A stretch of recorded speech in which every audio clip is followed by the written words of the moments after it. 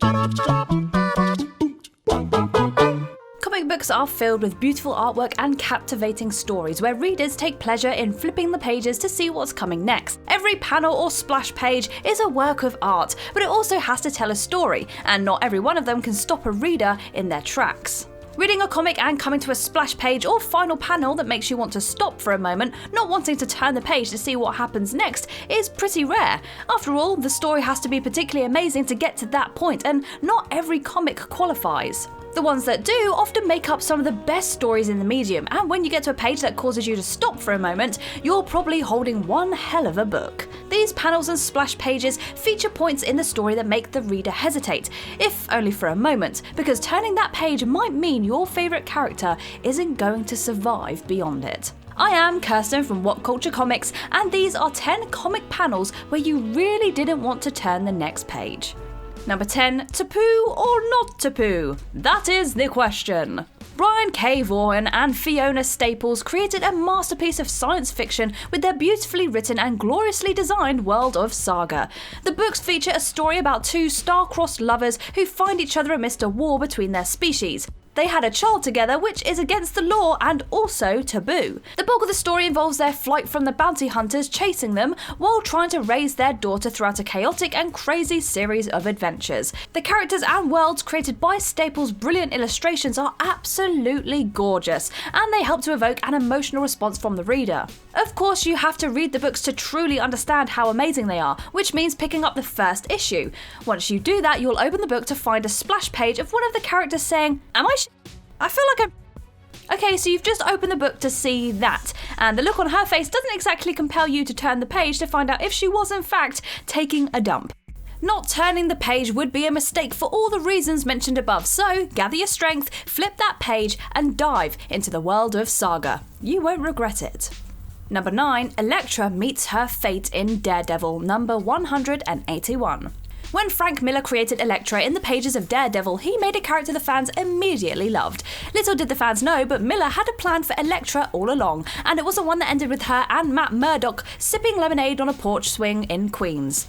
Sadly, ELECTRA wasn't long for this world, and in Daredevil number 181, she met her end at the tip of her own sigh. Bullseye managed to grab it and thrust it straight through her belly and out the other end. It was a mortal blow, but she didn't die straight away. Of course, readers didn't know that going in, and if the cover was any indication, Bullseye was going to get killed, as it described the story with the words Bullseye versus ELECTRA. One wins, one dies, and the good guys rarely met their end in the pages of Marvel Comics, right? Nope! On the book's 25th page, she gets stabbed, and the following page shows her crawling to Matt's doorstep where he holds her in his arms as she bleeds out. The final panel on that page leads the reader to think that maybe she would be okay, but once they finally got the courage to flip the page, her fate was revealed, and ELECTRA Natchios was dead. You know, until they eventually resurrected her, as death is more of an inconvenience in the comics than anything else. Number 8, Jean's ultimate sacrifice. One of the biggest events in Marvel Comics history was the Dark Phoenix Saga, which saw Jean Grey possessed by the Phoenix Force. As she succumbed to its influence and became something of a terror to the rest of her team and the whole universe, it became clear to readers that it wasn't going to end well. The story finally came to an end in the Uncanny X-Men number 137, and just as the readers suspected, Jean didn't go home with Scott to live a long and happy life. No, Jean managed to sacrifice herself in a sort of cosmic form of immolation, which utterly destroyed her body. The last panel on the page is one that caused more than a few readers to stop and catch their breath. Jean was dead. Scott was torn apart, and turning that page meant she wasn't coming back. Number 7, Gwen Stacy's near save by Spider-Man. The death of Gwen Stacy is one of the most important events in Peter Parker's life. Not only was she the girlfriend that he loved above all else, but it was also partly his fault that she died. The event absolutely changed Pete's life, and he would never be the same again. And even decades later, after he's been married and moved on, the death of Gwen Stacy still strikes hard at the young superhero. Her demise came in the pages of The Amazing Spider-Man number 121. after the Green Goblin captures her and taunts Spider-Man atop a bridge. The Goblin throws her over the bridge and she is high enough that there is no possible way that she would survive the fall.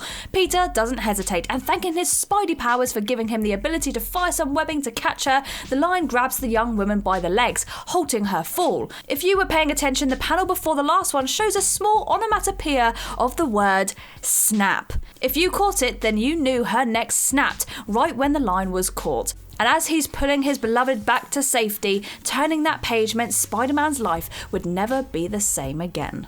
Number 6, Rick Grimes joins The Walking Dead. If you've read The Walking Dead, you probably know of the book's penchant for putting a splash page at the very end of the story as a sort of cliffhanger. Nearly every issue did this, and it was one of the best selling points of the book, seeing as most readers couldn't wait for the next issue to hit stands. While that was a great piece of storytelling, the books didn't always rely on it to drive the story. Some events happened mid-issue, and they were just as compelling. The series ran for 193 issues, and in the 192nd issue, something the readers thought impossible ended up happening. Rick Grimes, the central protagonist of the entire series, was shot. A lot. It occurred while he was visiting the Commonwealth. He had done what he does best, becoming a respectful member of the community, but in doing so, he made an enemy out of the spoiled son of the Commonwealth's governor. Sebastian Milton went into Rick's room, surprising him while he was in bed. They passed some words and Sebastian shot Rick. He then apologised and then shot him 2 more times. Rick collapsed on the bed and the young man fled, leaving the reader to stare at the last panel of the 3rd page of the book. Scared to death, Rick wasn't going to get out of it this time. Number 5, is this truly the end of Spider-Man? Ask any fan what their favourite cover is for a Spider-Man comic, and there's a good chance they will point out the evocative imagery of John Romita's work on The Amazing Spider-Man number 50. The cover, in a way, tells the story inside the book, but that doesn't mean the book should be left on the stand. At this point in Spider-Man's career, Pete is feeling a lot of stress from all sides. His personal life isn't going where he wants it to, and there aren't many people who respect Spider-Man as a superhero, especially J. Jonah Jameson, and it takes its toll. The issue shows Pete coming to a momentous decision to put his life as Spider-Man behind him, and is depicted perfectly in a splash page, 8 pages into the book. Pete is seen walking away from a trash can which contains his costume and the words on the cover, Spider-Man no more. Reading this when it first came out elicited a sense of dread. Could Spider-Man truly be over?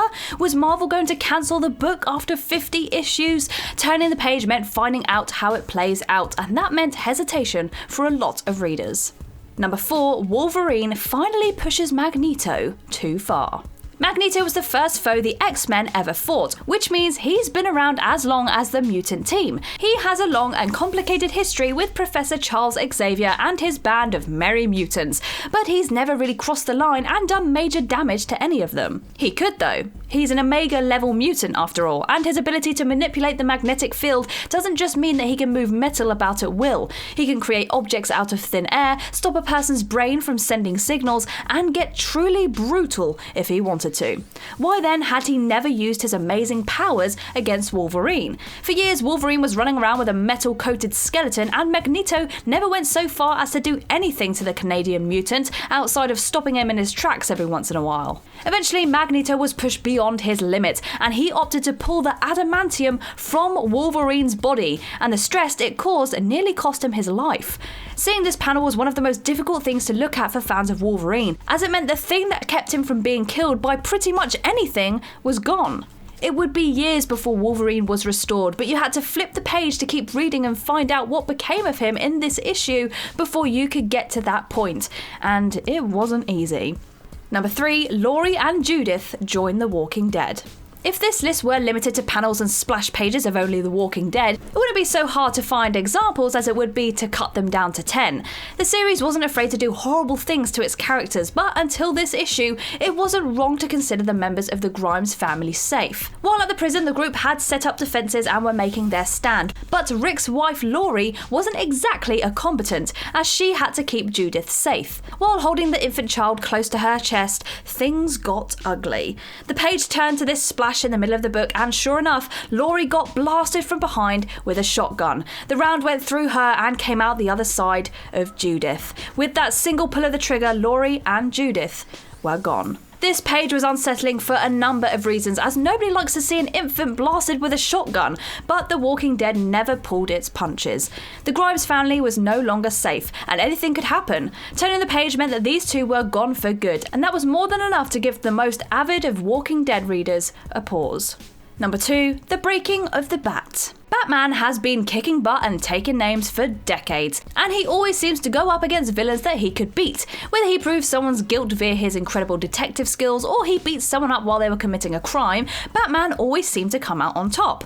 No matter who he faced, his skills were always unmatched, and after nearly 500 issues of his own series, it was getting kind of dull. To crank up the intensity of the book, Doug Moench and Jim Aparo did something that hadn't really been done before.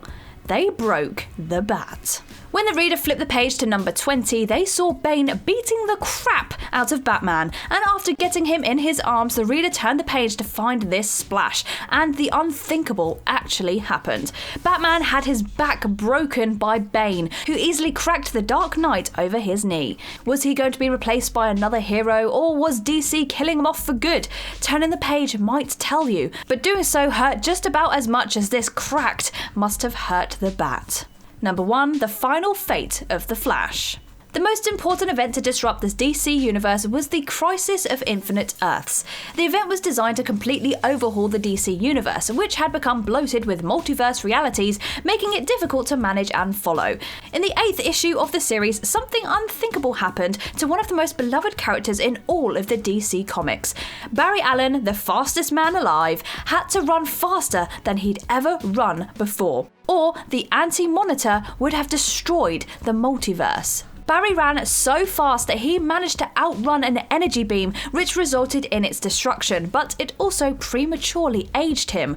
Of course, the reader doesn't know that just yet when they get to this page, which shows him running and recalling various events as his face becomes wrinkled. The final panel is the hardest to look at, as it shows the Flash screaming, "Help! Someone! Anyone! Please!" If you had the courage to flip the page to see what happened, it wasn't pretty. Barry aged into dust as panel after panel collapsed into the background, leaving the fastest man alive dead. And there we go, the 10 comic panels where you really didn't want to turn the page. Some of these were brutal, but let us know what you guys think down in the comments below. If you liked this video, give it a thumbs up, and if you haven't already, click that subscribe button. But for now, I have been Kirsten Rea from What Culture Comics, and I will see you in the next video.